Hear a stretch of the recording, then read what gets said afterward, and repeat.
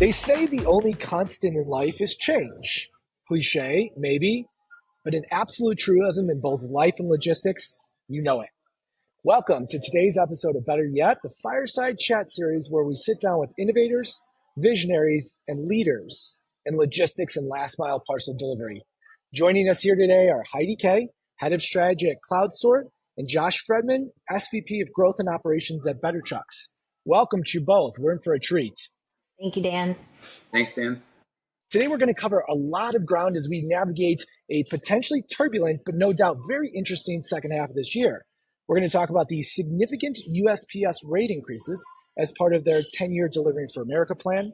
We're going to talk about the real innovation happening in first, middle, and last mile of logistics. And we're going to talk about the progress that we're making as an industry in tracking visibility throughout the parcel journey. So a lot of ground to cover. Before we do that, I want to do introductions. Heidi, would you mind kicking us off and introducing yourself? Well, of course, I can talk about CloudSort. So I am currently at CloudSort. If you don't know what we do, we have really three offerings. We have sortation software, so standalone sortation software that can be easily integrated, requires a small footprint. We do offer infrastructure. So infrastructure is where we contract to get space to sort packages, and then we use our sortation software in space and provide the labor to sort client packages. And then our third, I would say our latest innovation is our container product, where we have essentially tall Gaylord size containers that we offer a subscription to these containers, and these containers are tracked, and they're primarily used in the middle mile space for clients that have high turn and want to maximize capacity within the full truckloads that they're sending. And Heidi, if I might interject, the thing that I appreciate most about the latter comment there is the reusable nature of these containers. I think one of the things that we talk about regularly in our industry is about sustainability and about figuring out ways to drive cost efficiencies. And I think the containers that CloudSort has built and has started to deploy across various networks is incredibly valuable.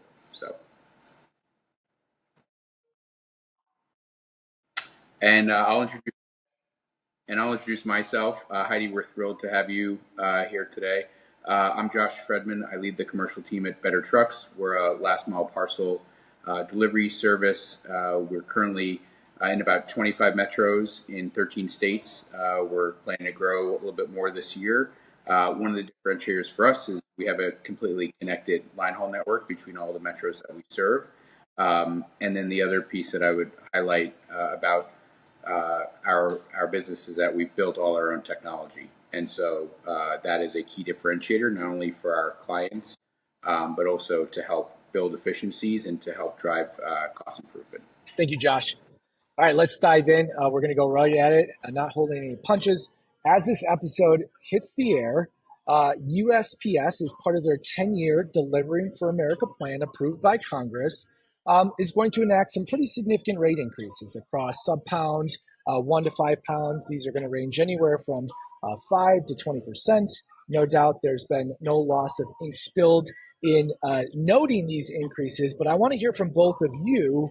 What are your perspectives? What's your take on these rate increases? So the Postal Service, and hot off the press, the Postal Regulatory Commission, who has to provide the oversight to approve competitive rate increases, 2 days ago, did approve the latest Parcel Select price increase. So that goes into effect on the 14th. So very timely that we're having this conversation. That change is regarding Parcel Select. If you're not familiar, Parcel Select is the mail class that the consolidators use, right? And historically, they use Parcel Select and go in and deliver packages at the local post office to really use the Postal Service for what is considered that final mile piece. As part of the Delivering for America plan, the Postal Service is saying, hey, we don't necessarily want to continue to just leverage our final mile opportunities. We want to control and be the best at the last 150 miles. So a sweeping change for the Postal Service, right? And this latest price increase, and Dan, I know you said 5 to 20, and that's the law of averages, right, for the headline. But when you look at the DDU, so that local post office increase, it was on average 43.4%. So you have to take that with a little bit of a grain of salt, right? So while that number on paper is huge, and even in the Postal Regulatory Commission filing, it calls it out that the vast majority, that's the technical term that was used, of people, consolidators essentially, right, going to the DDU have contracted rates. So while the increase is 43%, like the Postal Service isn't getting that full 43% to the bottom line, but it is a sign of an increase, and it is a sign, and this whole Delivering for America plan is a sign that the Postal Service is changing where they're allowing access. And how that flows down, the consolidators are the ones that are going to see the biggest change. So it no longer necessarily makes sense for a consolidator to go to, the next step up in the Postal Service network, which is right now the SCF, right, as we're continuing to see these other changes. And there's concerns, right? Will they have the capacity available to unload these trucks and to move all of these packages from, far fewer facilities and maintain service, right? And the service and cost play is huge, right? It's if you're going to get lower service and you're going to be paying more, nobody's going to sign up for that, right? So what I've seen following the National Postal Forum, we're seeing consolidators looking, I think, for alternatives for the first time in a really long time. And if I was a betting person and had a crystal ball, I would anticipate that there is going to be volume leaving the Postal Service as a result of these changes. And I think that the regionals, the national carriers will win. No matter what, some of the volume will tip there. But I do think the regional carriers are where the greatest opportunity lies. Heidi, I just have one question there. What does this mean specifically in the sub-pound category? Yeah, so just a brief history here too. The Postal Service has always had this category called Parcel Select Lightweight, and it was for packages that weighed less than 16 ounces or 1 pound. The Postal Service has done away with that, and if you think about it, and logically, it makes sense, right? The other national carriers that they're competing with, they've never really had a true sub-pound rate. There is an envelope weight, of course, but essentially they were just having these super low prices for these super lightweight packages, and ultimately, I think they're saying, hey, we can compete with the other national carriers, and we don't need to have this super low price stuff for under a pound. So they have essentially gotten away from that category, bumped everything up to a 1 pound minimum. I think that's really helpful to learn about. I think, from my standpoint, and kind of what you said, I mean, I think some of these Postal Service changes are really opportunistic for better trucks in particular. We've never really been able to play from a rating standpoint in the under 2 pound category, and now with everything being kicked up to 1 pound, there's a lot more opportunity for us to have really substantive, interesting conversations with shippers who ship that lightweight material. I think from our standpoint, there's a real opportunity to go in and provide faster transit time than what those shippers are receiving today. And I also feel that with our technology and from a pricing standpoint that we'll now be able to compete with, there's a real opportunity to go in and really service a sector of the industry, a large sector of the industry that we really hadn't been able to make inroads with or to help from a competitive product standpoint. And so, I'm from a better truck standpoint, I think we're very excited about these changes. Josh, what are you seeing from as technology rises in the industry, the continued emergence and prevalence of multi-carrier platforms, making it easier to route volume with a single click? I also think about these, rate increases through USPS on top of GRIs, right, in January, and we're only 6 months away from another round. Do you think the ease of routing volume is going to continue to impact the way both the nationals and USPS think about rate increases? Or, Heidi, to your point, how that impacts how volume is flowing between the different shippers. Yeah, Dan, I think there's still a lot that we don't know there yet. I think that a lot of it depends on the technology that shippers employ today and what they decide to use in the future. And I also think that it depends on kind of the mindset of the shipper. If they're willing to take a chance on folks like Better Trucks, regional carriers that can really drive value through the package journey, I think that will definitely help regionals like ourselves. I do feel that there are some shippers that will just say, "Hey, I want to click the easy button and I want to have one company that I can ship everything with." And to Heidi's point earlier, like the nationals will probably do well if that's the case. And I think it really depends on each shipper and their mindset. Can I add one advantage that the regional carriers have? So historically, larger customers have a very hard time integrating with the USPS, getting that done quickly. That's the reason that one of the reasons the consolidators exist, right? And I think that's another benefit that the regionals have is they're easy to work with, they're easy to integrate with. You can very quickly do an integration. We're talking weeks, not months or years. And I think that's truly where the regionals can help pick up some of this volume. And you're right, Josh, some of them will hit the easy button. And for small customers, the USPS can still be, a great option. But for the more savvy, medium to larger size customer, they're going to be looking for alternatives. My understanding is that the post office requires you to pay for a label at the time that you purchase the label.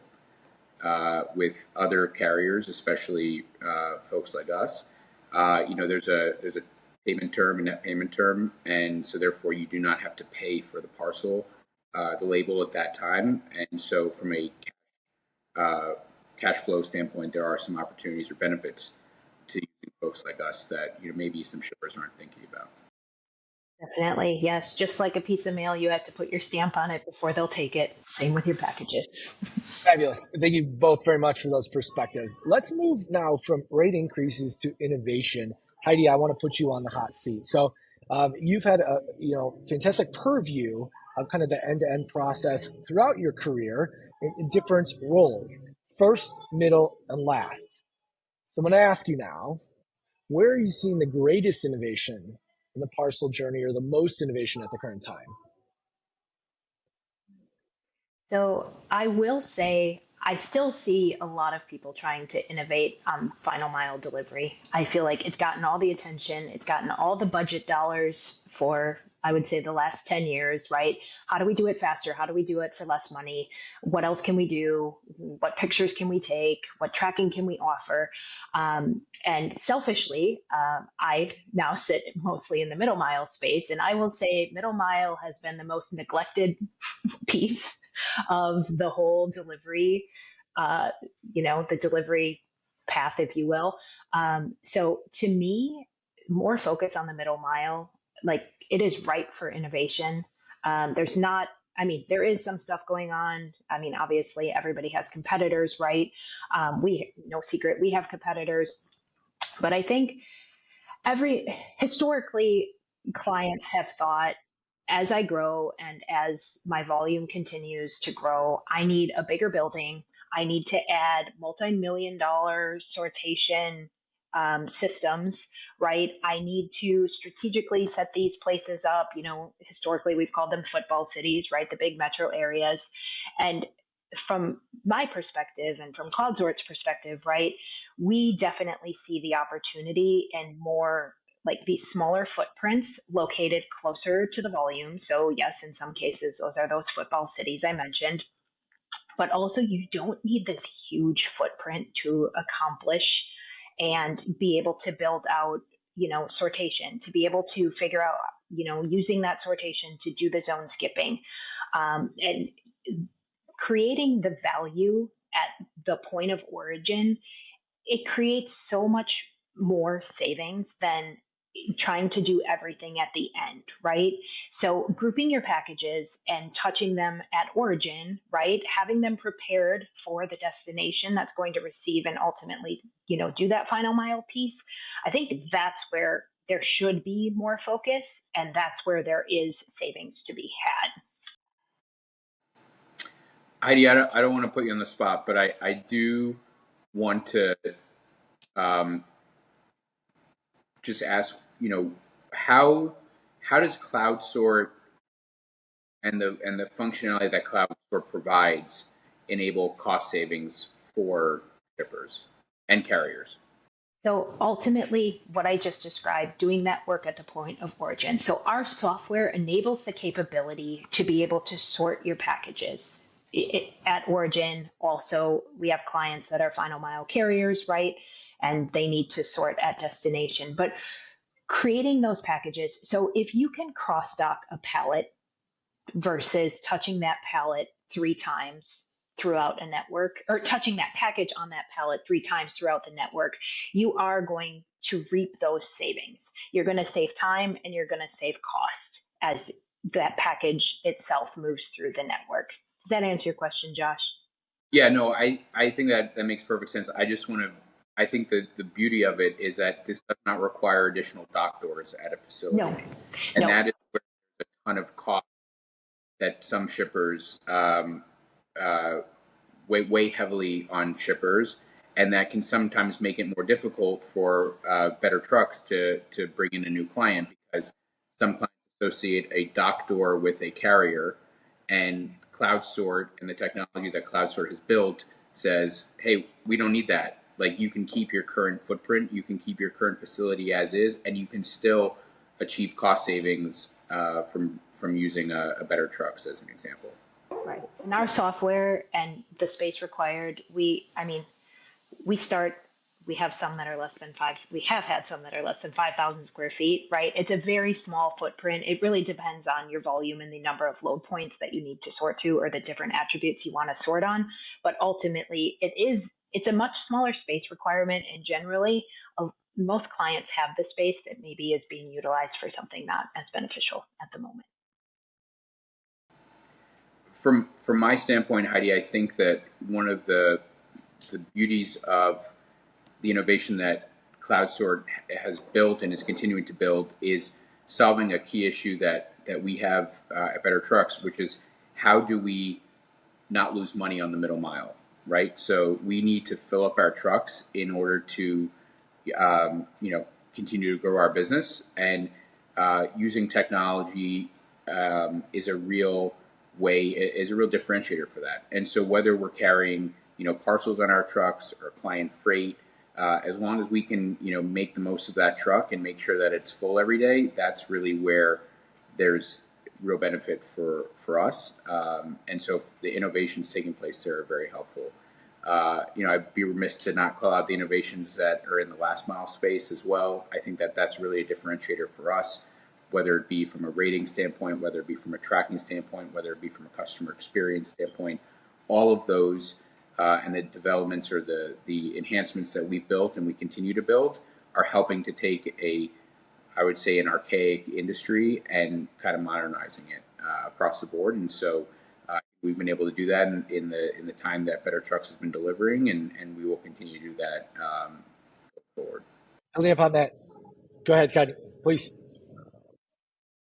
Sorry, one more thing on the innovation, and Josh, you hit on it, filling the trucks. And we're not here yet. I don't feel like in the industry as a whole, transportation has very much been a walled garden. Like, this is my stuff. This is how it works. I don't necessarily want to share space on a truck or data with somebody that may be viewed as a competitor. But I ultimately think that's the true innovation, when we actually start to work together and actually fill trucks that are riding empty.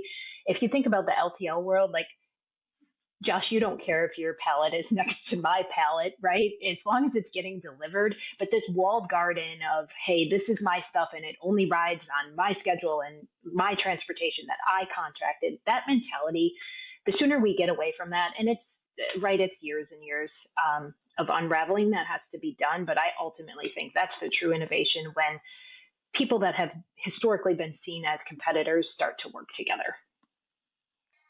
Fantastic. Jess, one quick follow-up. You were recognized last year by FreightWaves as not only one of the Freight Tech 100, but the Freight Tech 25 as one of the top 25 most innovative organizations in logistics. You have a large technology team. You mentioned you build a lot of the technology in-house.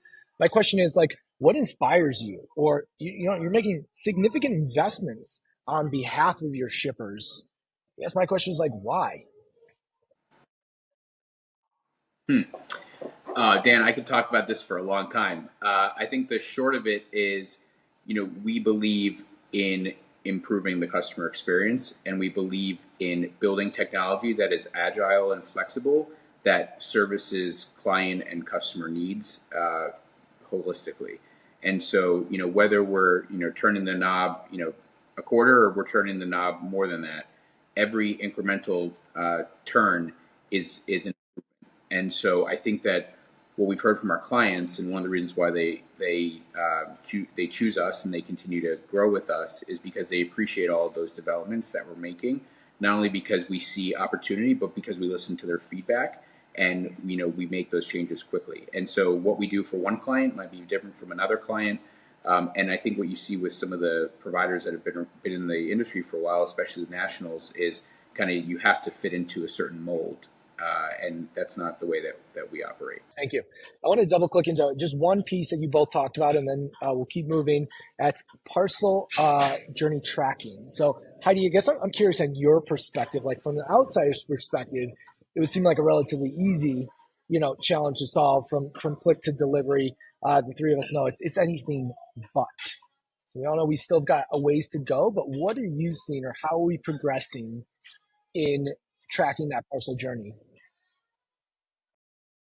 Definitely. So tracking is minimum table stakes. You have to have tracking to be a viable solution to a customer, right? There isn't a customer out there that's like, yeah, here's my package and I don't care if I see that it gets delivered, right?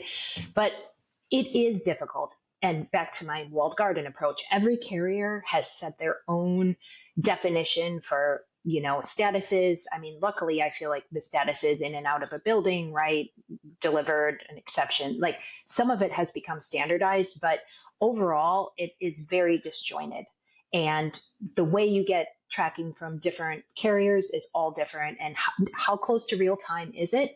That varies considerably from carrier to carrier. And ultimately, large customers are trying to drive down their costs to serve customers. They don't want the customer service calls, so that real-time tracking and those, kind of clean tracking, they can make sense of where the package is super important.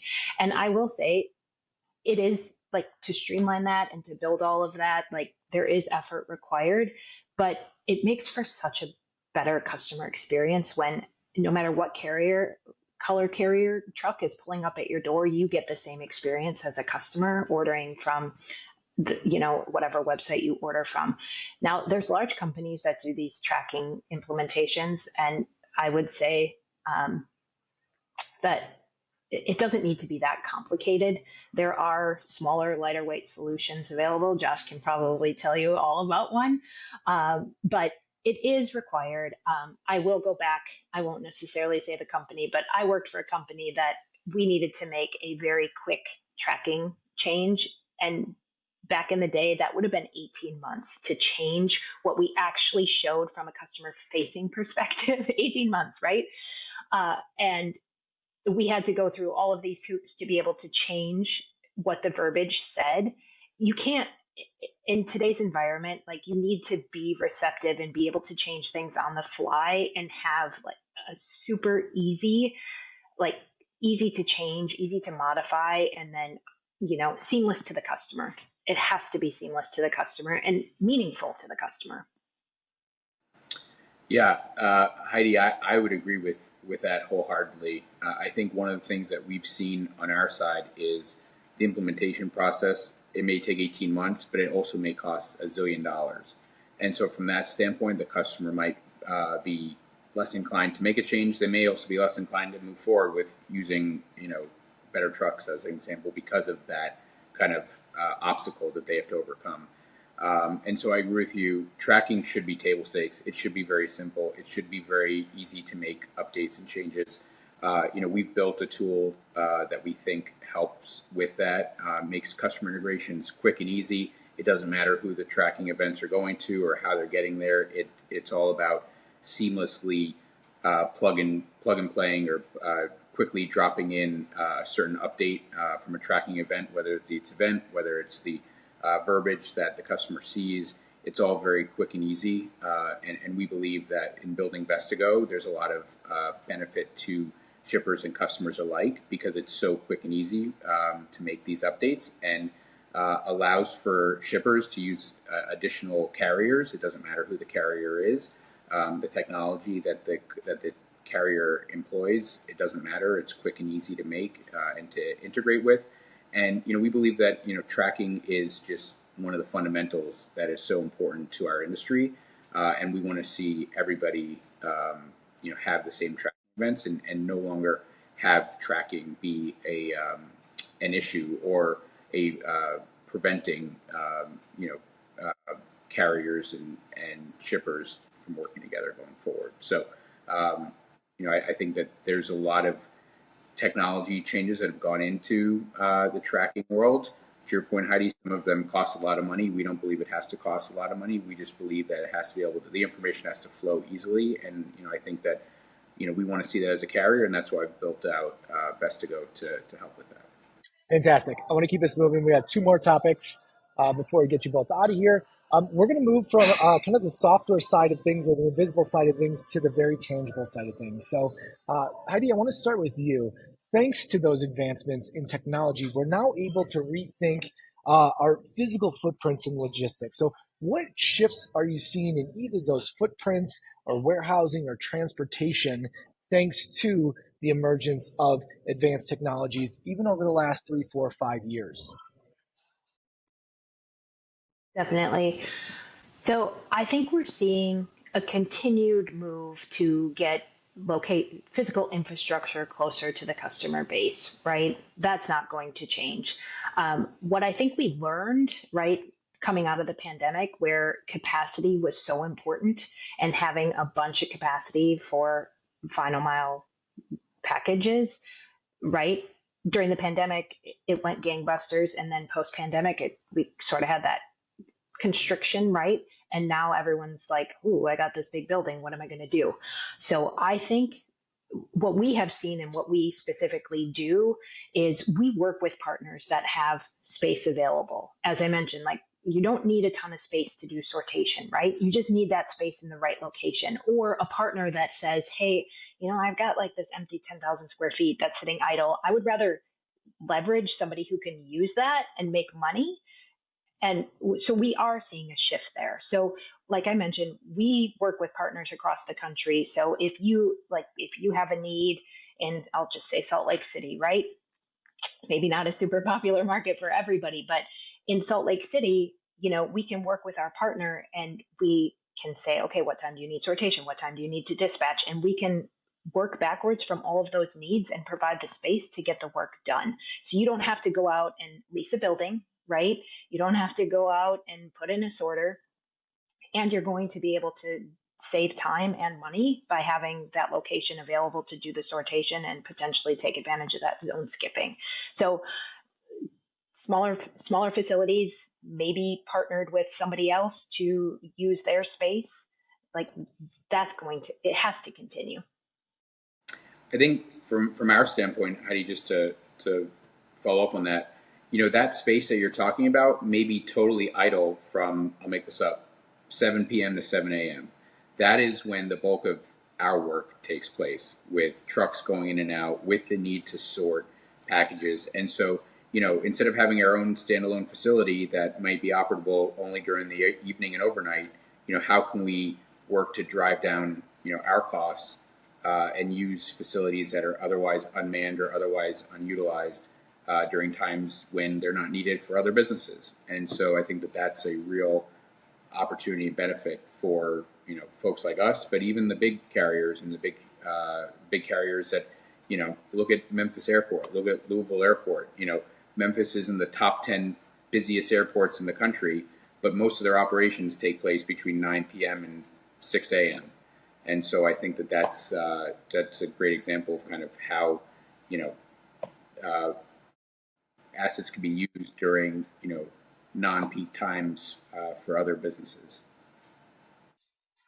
Absolutely. Well, I want to do one more. We got time for one more from you both. We talked a lot today about innovation. Innovation isn't something that you can will into existence. It's not something that you can snap your fingers or flip a switch. In order to have sustained innovation, especially in an industry as difficult as either logistics or middle or last mile, it's got to be woven into the DNA level. Not pockets, not teams, not individuals, but almost that mindset. So both your organizations are among mostly innovative in the industry. Heidi, let's start with you. How do you drive? It's almost got, it has to be a counterintuitive approach, right? To think, to do things differently and to think differently. How do you drive that counterintuitive approach at the DNA level at CloudSort? So for us, we have a whole bunch of industry veterans, right? So we all know how it's been done in the past. That check that at the door. We don't care. We have to think of better ways because everything needs to evolve and everything gets better. So for us, it's like, cool, this is how it works. Like, how do we make it better? You know, how do we take technology to solve problems? So for us, it's like, don't let the old way of doing things get in the way, right? There has been a lack of innovation. I've mentioned it earlier in the middle mile space, right? That's why we have put the focus there, but it's like, just because it's a truck going in and out of a building doesn't mean that there can't be innovation and new ideas to surround that and make that whole process better and provide the visibility, all the things we talked about today. So for us, it's coming up with better ways to do the same activities. Heidi, I don't know how much you want to answer here, but how does that mindset differ from other experiences you've had in your past, and how has that stymied growth in other places in the industry? Definitely. I mean, I've obviously worked for some legacy enterprise shippers and carriers, and I will say it was the number one thing that I would say slowed us down. Sorry for all the lawyers out there, but it was, did you get legal approval on that? Did legal say you could do that? And it was just like, it was like an instant stop, and everyone was just like, oh, this is going to be 3 months, right? So, of course, we are going to make sure we're working within the regulations and we're not breaking any rules. But there is definite, if you're willing to work a little bit harder to make sure that you're meeting all the regulations, but you are able to change the way something is done. Like, think about bill of ladings. Like, why are we still using paper? Right? Like, mind blowing, right? Like, the adoption to electronic bill of ladings, like, that isn't even innovation, right? That's just common sense. But it's taken how long to get there?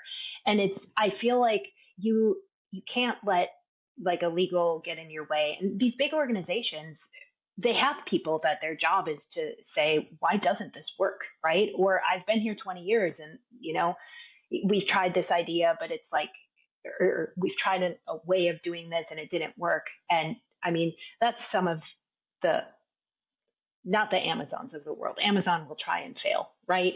And that's okay. And I feel like